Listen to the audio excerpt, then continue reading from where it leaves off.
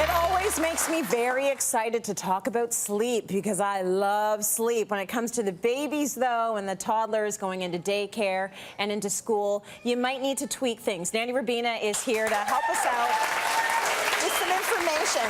So, the start of daycare or the start of junior kindergarten can be tough because you might have been on your own schedule up to that point, and then you've got to think of the daycare schedule or the school schedule. What are the tips that you need to start adjusting their sleep times? The first tip I would like to say is try and actually get the daycare to work with you. Right. That has to come first.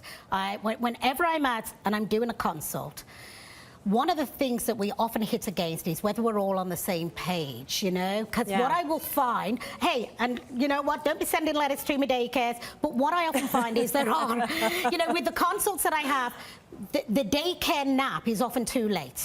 Okay. So the baby wakes up at 3 o'clock. He's not ready for bed at 6. No. But he's getting up at 6. Yeah, so I heard really a dirty rumor that you're saying bedtime should be at 6 o'clock. I'm telling you, Tracy, bedtime is 6 o'clock. Well, you know what it is what's happening is the babies need to have a long stretch. And I think what is happening is they'll go to bed at, you know, let's say 7, 8 o'clock, but they're up at 6 because they're going to daycare. So they'll be up at 6, they're having breakfast, they get dropped off at 7. They've already lost 2 hours sleep there because they're going to bed at 8. They're getting up at 6. They've lost 2 hours. So then they'll have a big nap at daycare. They may wake up at 3. So they're not ready for bed at 6 because it's only 3 hours later. Let's say based on a 12-month-old.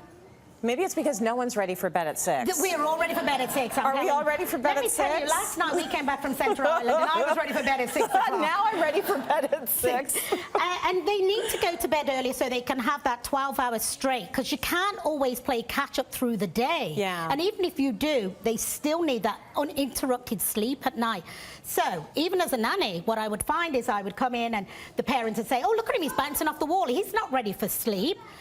Sometimes you've missed the window of opportunity, and what's happened is their second wind has kicked in. But I can tell you now, I have 90% of my clients on my side that have reverted to that, and they're like, I can't believe the difference I'm seeing. Not only in sleep, in their diet, in their grumpiness, you know, because children get grumpy. Yeah. They don't eat as well. So all of that. So you want to try and think about adjusting bedtime based on the daycare and get them coming in.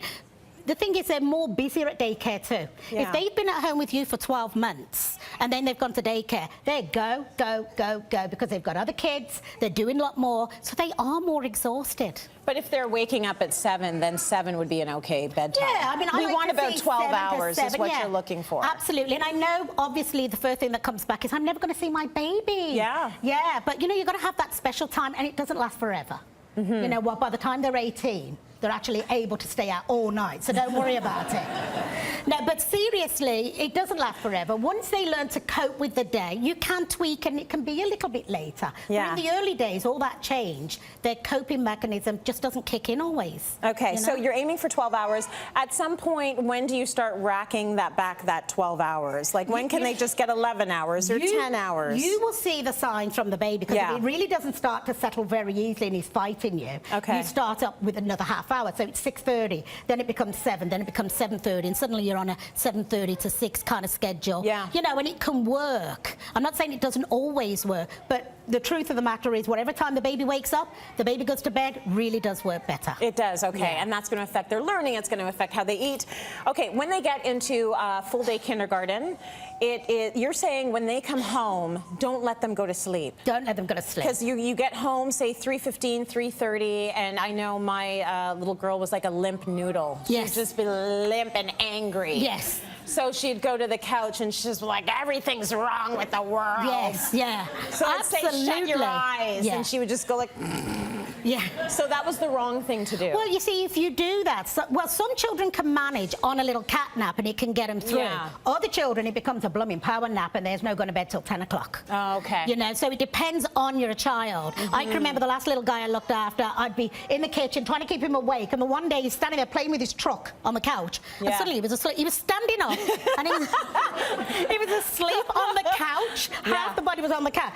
Flipped him on the couch. He had a 20-minute nap. I woke him up. He didn't go to bed till 10:15 at night because he was a power napper. Yeah. But the key again, not unlike the daycare, you need to start thinking about getting the the JKs into bed earlier, not missing that window. Because I do have a lot of parents say, he's not even remotely tired at 6 o'clock. He is. Because you've got to remember, he's actually being mentally stimulated a lot at JK. And therefore, he has a mental exhaustion. So when you get him into bed at 6 o'clock, please try it and then send me a letter and tell me it didn't work. You try it and you will see that within probably half an hour, they will drop off to sleep. Maybe 15 minutes drop off to sleep. You need to try it before you knock it. Give them an early dinner instead of a snack when they get home? The reason being, often if you give them a snack, let's say they come home between 3:30 and you're having dinner at 6. If you give them a snack, they're going to have a smaller dinner. Give them a larger dinner at snack time. Give them a snack before bed, because that means you have got a full meal down them. I like that tip. Yeah, because I often find that if they have a snack, it takes the edge off their appetite and they won't eat all the dinner. It's true. That also can make them wake up too early because they wake up hungry at 5 o'clock. So okay, I love that. Early bath time, early bedtime. Get into that routine. Just do it a lot earlier if you can. If you can. Listen, I sympathize for the parents out there that can't. They're just not home. They're not home. You know, some kids are being picked up at 6 o'clock at the after-school program. So that's a tough one. But you do what you can do. Do what you can do. Consider doing extra meal the night before so they can have leftovers. So you can literally get through the door and eat in the high chair, feed them, dunk them in the bath.